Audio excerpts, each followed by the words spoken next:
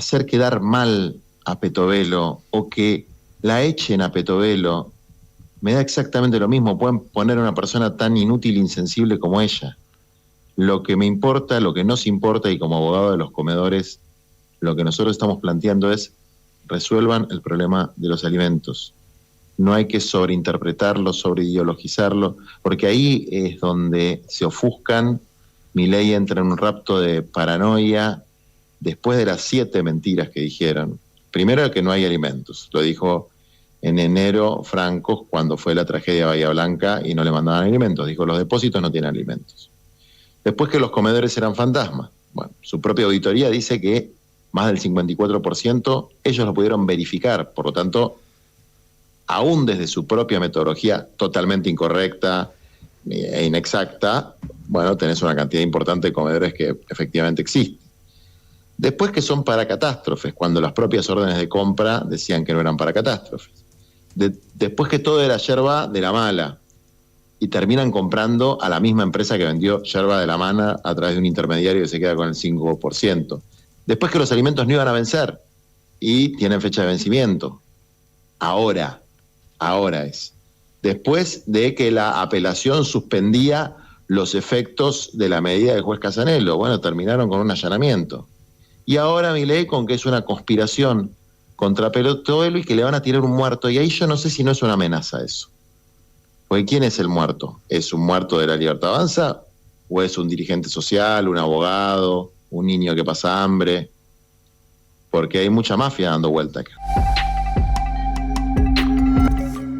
El tema central de la mañana de hoy tiene que ver con el escándalo de los alimentos que el gobierno negó que existiera, después dijo que estaban podridos, después dijo que en realidad eran alimentos que se guardaban para catástrofe, y terminó reconociendo que efectivamente, como le decían gran parte de los dirigentes de los movimientos sociales, esos alimentos existían y el gobierno, en un periodo de crisis social realmente muy extrema, se negó a repartirlos.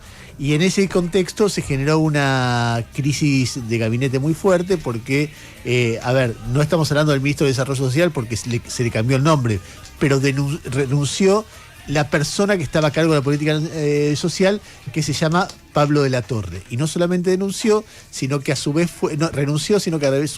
fue denunciado por el gobierno ante la Oficina Anticorrupción por haber designado ñoquis en un tema que empieza a crecer a dimensiones que son muy fuertes, porque a él lo denuncia por haber designado ñoquis con sobresueldo en el ministerio, pero resulta que la designación estaba firmada por Petovelo, que a su vez, con el mismo mecanismo, ha designado gente en otros ministerios o en otras reparticiones que eran ministerios y ahora fueron como bajadas de categoría para que ella pudiera conducir como ministra muchas reparticiones al mismo tiempo.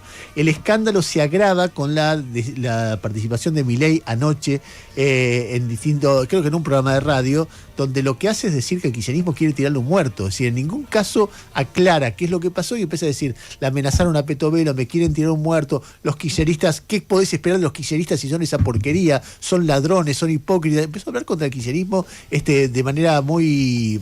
que no tiene nada que ver con lo que tiene que decir un presidente en este caso, que lo que uno espera mínimamente es que diga, che, me equivoqué, me di cuenta, ahora me doy cuenta que es un error, es difícil empezar una gestión, pido perdón, lo vamos a corregir y vamos a... pero la verdad que les pido disculpas. No, fue contra otra gente tirando la pelota afuera. En este contexto, el gobierno no solamente queda involucrado en un escándalo, y un escándalo realmente de inmoralidad y de insensibilidad, para mí a nivel de la foto de Olivos, no tiene nada que envidiarle a la foto de Olivos, o tal vez sea más que eso, porque dejó un montón de gente sin comer cuando la crisis pegaba muy fuerte. En ese contexto pierde una batalla muy fuerte sobre quién es bueno, quién es malo, quién dice la verdad, quién dice mentiras. Porque todo este tiempo estuvo diciendo que los movimientos sociales son chorros, mentirosos, etcétera, corporizando sobre la imagen de Juan Grabois, y que la buena era Sandra Petovelo, que venía a limpiar de chorros como Grabois la política social. Y resulta que Petovelo hoy está bajo fuego de todas las preguntas posibles por haber hecho la barbaridad que hizo. Él la defiende y el que decía la verdad era Grabois. Juan Grabois está en línea. Juan, buen día. Ernesto Tenamo te saluda. ¿Cómo te va? ¿Qué haces, Ernesto? Quería escuchar tu mirada sobre todo lo que pasó y en qué punto estamos en este momento. Lo primero es que hay que tener claro cuál es el centro de esta discusión. No es Petovelo, no es Grabois, no es quién tenía razón y quién no tenía razón, no es de quién es la culpa del 18% de indigentes, es decir, extrema pobreza que tenemos hoy, o el 55% de pobres que tenemos hoy. La discusión es la gente que pasa hambre. Y frente a la discusión de la gente que pasa hambre, hay que primero poner en el centro cómo se resuelve. Es tener un diagnóstico más o menos claro, un plan de acción, la ejecución de ese plan de acción, desde luego un sistema de auditorías para que el plan de acción se ejecute correctamente, el mejoramiento de ese plan de acción. Y yo quiero aprovechar tu programa para decirte que, por lo menos de mi punto de vista, hacer quedar mal a Petovelo o que la echen a Petovelo me da exactamente lo mismo. Pueden poner a una persona tan inútil e insensible como ella. Lo que me importa, lo que nos importa, y como abogado de los comedores, lo que nosotros estamos planteando es resuelvan el problema de los alimentos.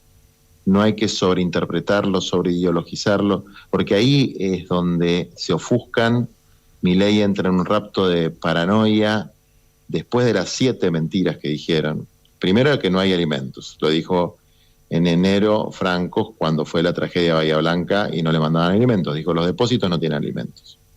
Después, que los comedores eran fantasmas. Bueno, su propia auditoría dice que más del 54% ellos lo pudieron verificar. Por lo tanto, aún desde su propia metodología totalmente incorrecta e inexacta, bueno, tenés una cantidad importante de comedores que efectivamente existen.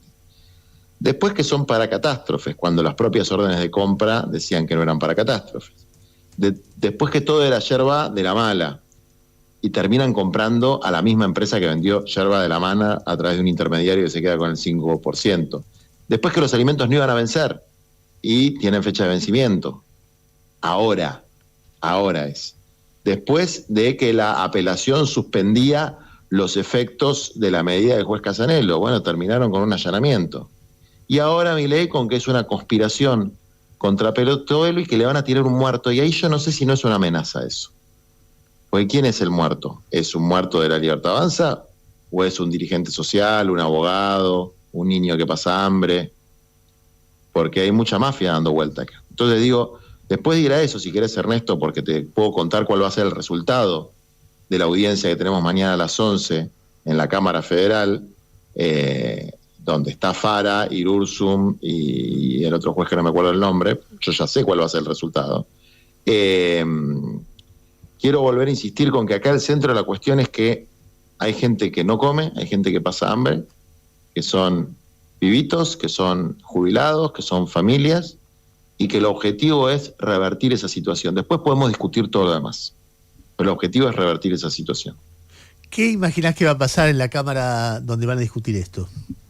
Mirá, viste que ellos hablan de infiltrados K, etcétera. Yo no sé si son K o qué son, pero efectivamente hay una guerra interna cuasi mafiosa dentro del gobierno. Entonces, algunos con pésima leche tiran carpetazos para un lado por vendetas personales o intereses particulares, y hay otras personas buenas que, indignadas por las acciones sádicas de este gobierno, nos informan de lo que va a pasar. Lo que va a pasar mañana en la Cámara es que van a aceptar la apelación del gobierno. Hay 2 jueces de los 3, uno Irursum, otro Fara, el otro se llama Boico, que son muy conocidos de Cunio Libarona, que activó una campaña en Comodoro Pi para darle una victoria política a Petovelo, lo cual es una estupidez supina, porque victoria política sería que reparta los alimentos y que resuelva algún problema concreto. Y yo quiero recordar que Cunio Libarona fue el abogado de Sergio Taselli, un famoso empresario de los cuadernos de las coimas, que quedó completamente impune, como toda la patria contratista, que ahora es libertaria. Cunio Libarona dijo en esa ocasión, si Taselli queda preso, va a mentir y va a involucrar a alguno. Bueno, lo liberaron al toque. ¿Quiénes? Bruglia e Irursum. Stinfale, ¿te acordás de Stinfale? Totalmente. Gerente de la joda, de la noche, de la falopa. Libarona desligó las muertes y dijo que era una conducta autodestructiva de los pibes. Stinfale amenazó al fiscal Desgado y dijo, lo voy a sacar por la puerta del costado. este tipo, la Cámara le va a pegar tremendo cachetazo. Es fiscal federal y quiero contar los días que va a hacerlo. Yo me voy a cargar al fiscal Delgado, dicho y hecho. La Cámara dispuso apartar al fiscal. Al toque, Stinfale quedó libre. ¿Quiénes eran los camaristas? Fara e Irurzun. Entonces, acá hay mucha mafia dando vuelta. Gente con mucha plata, con armas, con ganas de llevarse puesta la ley. El hermano de Cunio Libarona, en el mismo estudio de Cunio Libarona, fue el abogado de Mameluco, el famoso narcotraficante. Y yo no quiero ser conspirativo, pero evidentemente hay gente que por indiferencia, por insensibilidad, por cultura de descarte o por complicidad, quiere dejar el territorio arrasado para dárselo a sus gerentes de la pobreza, que son los narcotraficantes.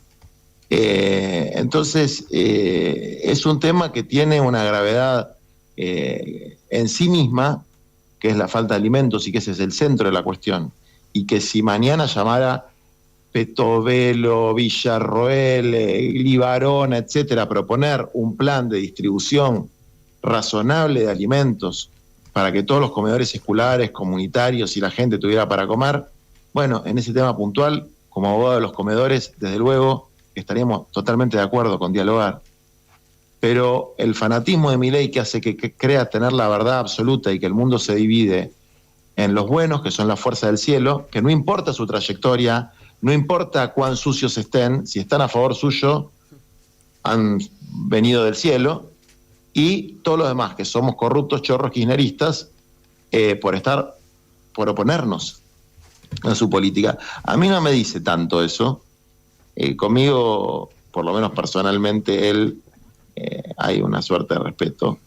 Pero la verdad es que los niveles de crueldad que él está avalando y la desconexión con la realidad que tiene, la intransigencia que tiene frente a un tema tan elemental como darle de comer a gente que está pasando hambre, teniendo la posibilidad de hacerlo, para mí no debe haber cosa peor, ¿no? No se me ocurre nada peor que se pueda hacer que lo que están haciendo, ¿no? Desplegando toda una operatoria para evitar entregar la comida como si eso fuera una derrota, ¿no? Derrota es que haya gente que no coma, no darse cuenta de que hicieron una cagada y resolverla. Juan, déjame precisar alguna información que, porque es tanto lo que ha pasado el fin de semana que quiero saber qué es lo que vos sabés que pasa y qué no. A ver, lo primero, vos tenés chequeado que denunciaron a Pablo de la Torre por haber designado ñoquis en el ministerio.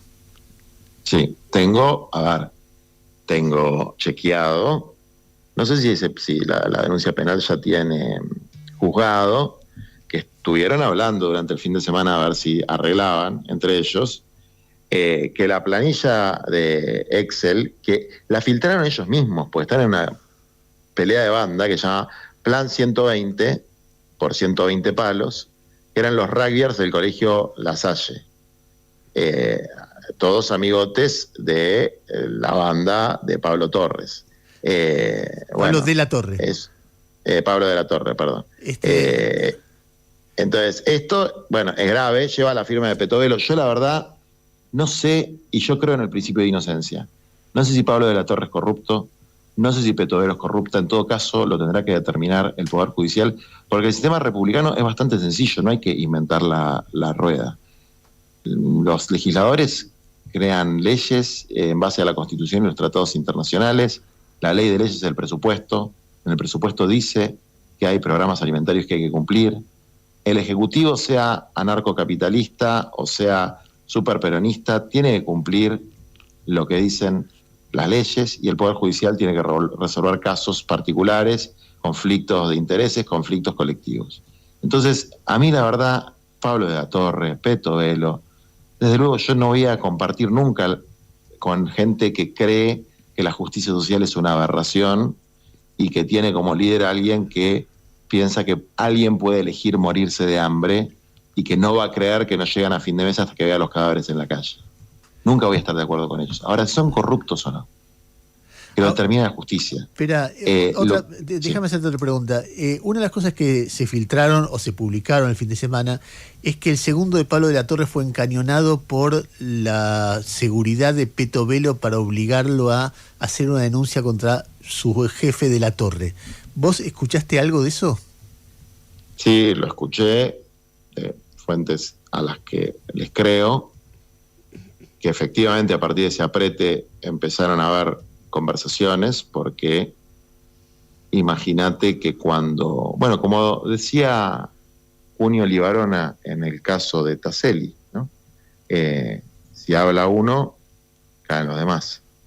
Entonces, que están viendo negociaciones entre ellos y que hay una situación de guerra intermafiosa.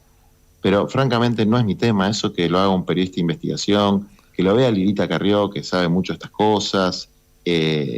Yo acá lo que quiero resolver es el problema de la comida, en el mejor de los casos también de la integración urbana de los barrios populares, de que las cooperativas que verdaderamente funcionan sigan funcionando. Yo tengo un rol que no es hacer de casa mafiosos. Cuando el gobierno sostiene todos estos meses que el 50% de los comedores no existen, o que muchos de ellos amplifican o aumentan la cantidad de beneficiarios para que les manden comida que después revenden, o que les llega comida de una calidad, las revenden a supermercados y ofrecen comidas de menor calidad. ¿Todo es falso o hay algo de eso que es cierto? Yo conozco hace muchos años. Empecé, viste que también era la excusa de la yerba mate, ¿no? Empecé de muy pibe con el mate cocido en invierno con los cartoneros, ¿no? Mate cocido, llevábamos termos de mate cocido y le cambiaba la noche el cartonero el mate cocido. Y desde luego que sé que puede suceder que una coordinadora de un comedor o alguna persona agarre un paquete de algo y lo revenda. Eso puede pasar. Como pasan cosas muchísimo más graves con gente de traje y corbata y guantes blancos. Pero no es algo generalizado. Los comedores existen. El relevamiento que hicieron de los comedores, no quiero aburrir a la audiencia con temas técnicos, pero es un relevamiento que se hace sobre una base de datos de tiempos de pandemia. Es obvio que la mayor parte de esos comedores ya cerró. Y es obvio que si no entregan alimentos desde diciembre, va a haber otra parte muy grande que también cierre. Lo que ellos no dicen es que los comedores que aparecen como no verificados, la mayor parte de ellos encontraron a las coordinadoras, a las personas que lo decían, y ellos mismos le decían, mirá, este se cerró en pandemia, este se cerró hace un par de meses porque no llega alimentos, este se mudó de lugar. Todo eso figura en los comentarios que pusieron los trabajadores que hicieron la verificación. Es decir, la hicieron sobre una base de datos inapropiada y aún así una gran cantidad de esos comedores funcionan y muchos de ellos únicamente con donaciones. La base correcta para hacer un relevamiento son los que reciben recursos alimentarios del Estado, que son muchos menos y que los tienen perfectos. Bueno, se cortó justo la comunicación con Juan Grabois, estamos hablando con él, que nos está explicando cómo el gobierno, algo que para mí es parte central del debate de estos meses, que es si los comedores que el gobierno decidía que no existían, no existían. Porque lo que está diciendo Grabois, Tolosa Paz y distintas personas están diciendo efectivamente no existían, se basaron en una lista de comedores que existieron durante la pandemia, dejaron de existir, ya no recibían alimentos, entonces están diciendo no existían y efectivamente no existían porque no recibían alimentos. No hay, como se sugiere, un hecho de desviación de alimentos hacia otro lado, comedores que reciben alimentos, como dice el gobierno, y efectivamente no dan de comer. Juan, estás de nuevo ahí, ¿no? No está ahí. Bueno, cerremos un poco, quedó bastante claro, yo cerré la idea y quedó bastante claro las opiniones de Juan Grabois. Son las 9:23 de la mañana. Yami, me interesa escucharte un poco sobre todo esto que pensás. ¿Qué te provoca? Indignación, pero lo que siento es como que están haciendo algunas cosas mal, para no decir todas, pero bueno, algunas cosas mal, y automáticamente embarran al otro para no decir, bueno, sí, me equivoqué. Me acuerdo ella empezó, por ejemplo, siempre la culpa es del otro y como lo hace el otro supuestamente antes, está bien lo que hago. Nada, es un delirio, todo es un delirio. Jairo. Sí, yo estoy como muy enfocado en ver los problemas que tiene para hacer que funcione lo que antes mínimamente funcionaba. Ya sea por torpeza, por tongo, por ideología, por todo eso junto. Que los trenes no anden y te choquen dos trenes porque tenías que ponerle el cable, por más de que estaba un desastre los últimos 20 años, si tenía el cable, tenía semáforo, no te chocaba. Que te falte gas, por más de que era un desastre la política energética los últimos 20 años, tenía que ir el Uber y cargar el gas. Y así todo. Y lo mismo con la comida. Como que hay toda una especie de humo de cosas intergalácticas, de denuncias, cuando en todo caso eso puede ir en paralelo de, pero que esto que está acá tiene que llegar hasta acá. Bueno, no sé, me genera como mucha, también puede ser la palabra indignación o bronca, el hecho de toda la vuelta que se da para no hablar de, pero hace que ande esto, que funcione. Como te sentás en un Volkswagen 1500 como el que yo tenía, decís, no, pero a mí me dijeron más que los autos son autónomos. Entonces te quedás sentado y no lo recargas. O te la pones o no te lleva a ningún lado. Entonces, Tamara estuvo investigando a fondo la personalidad de Sandra Petovelo. me dijo de eso. No. Entonces, ¿Y a qué conclusión llegué? Contame, Que no me acuerdo. ¿qué es lo que ves de Sandra Petovelo? No la escuché hablar mucho. Para mí es un Milei en mujer, igual que Karina, son todos más o menos del mismo psiquiátrico. Pero lo que me pasa a mí es que yo debería sentir la misma indignación que ellos, pero estoy como acostumbrada, no sé si ya me anestesié. ¿En qué sentido? En que todas estas noticias o escucharlos embarrando gente y que no sea verdad o que no repartan la comida, es como que ni siquiera me llego a indignar tanto, pues me acostumbré, que es la peor de todas. La peor sensación de todas es acostumbrarse a todo. A mí me impresionó de lo que dijo Grabois recién, la historia de que ve que hay sectores de gobierno que quieren voltear la ayuda social para que avance el narco. Sí, esa parte que dijo, de repente, que dijo, ¿será así? ¿Será tan mala la gente? Y esas presiones hay o no hay. Y lo otro que está dando vuelta, que ya no tiene que ver con el tema alimentos, es designaciones por parte del gobierno. Si todavía no se abrió la caja esa, se empezó a abrir con esto de los rugbyers amigos de Pablo de la Torre. Es decir, están a punto de salir las listas con los nombres y apellidos de cada uno de ellos. Ya hay periodistas que las tienen. Pero eso sigue designaciones en otros lados y en otros lados y en otros lados. Mira, hay un momento de la historia de los ascensos de Milei, cuando Milei gana la diputación. Que Milei dice, hace todo el show, voy a devolver la dieta, voy a sortear la plata que me pagan. Y en ese momento, en esa elección, Milei mete un montón de legisladores porteños. Saca el 17%, de haber metido 5 o 6 legisladores porteños. Y entonces hay gente que le empieza a cuestionar, ¿estás designando a tal y a tal y a tal en la legislatura, que son todos parientes? Por ejemplo, en aquel momento creo que fue designada como asesora Lilia Lemoine. Entonces había gente que venía de youtubers que creían en todo eso, que le decían, vos me estás diciendo algo, a ver, habíamos dicho terminar la nota, pero está Juan Grabois, que cierre él en todo caso. Juan, ¿estás ahí? No sé hasta dónde llegaste. No, llegaste, estabas explicando que los comedores no funcionaban porque no llegaba comida desde hacía bastante tiempo, entonces en la auditoría del gobierno aplicaban un enfoque incorrecto. Pero cerramos además se hizo sobre una base de datos de la pandemia desactualizada. No, lo que yo estoy planteando básicamente es pongamos el centro de la cuestión en la prioridad, que son los 8.460.000 argentinos que están en situación de extrema pobreza, que no comen, en cómo resolvemos esta situación, y después los escándalos, la política, todo eso desde luego también hay que plantearlo porque es gravísimo lo que está pasando, pero hoy, incluso como abogado de los comedores, mi tarea es resolver este problema, y la verdad me resulta totalmente increíble que no haya absolutamente ninguna instancia de discusión pública, con Cáritas como mediador, que no exista eso, o sea, que sean tan obstinados en creerse los dueños de la verdad y que hagan cualquier tipo de ilegalidades para evitarlo. Y una cosa más, Ernesto, yo quisiera que Milei aclare a qué se refiere con el muerto. ¿Qué es el muerto que le quieren tirar? Si es un funcionario de ellos o si es un abogado, un dirigente social o un pibe que pasa hambre. Porque a mí me sonó amenaza. Juan, te mando un abrazo y seguimos charlando. Dale, gracias. Un abrazo. 9:29 minutos de la mañana, Juan Grabois hablando con nosotros.